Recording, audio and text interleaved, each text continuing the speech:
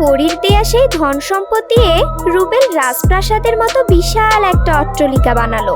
তার পোশাক আশাকও পরিবর্তন করে ফেললো এবং দামি দামি জিনিস দিয়ে সে তার ঘরবাড়ি সাজিয়ে ফেললো।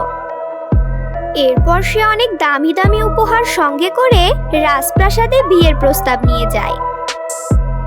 তার এই দামি পোশাক আর দামি দামি উপহার দেখে রাজা রানী খুব খুশি হলো, কিন্তু মুহূর্তের মধ্যেই রানী চিনতে পারলো যে এই সেই গরিব সৈন্য যাকে তিনি একদিন শাস্তি দিয়েছিলেন।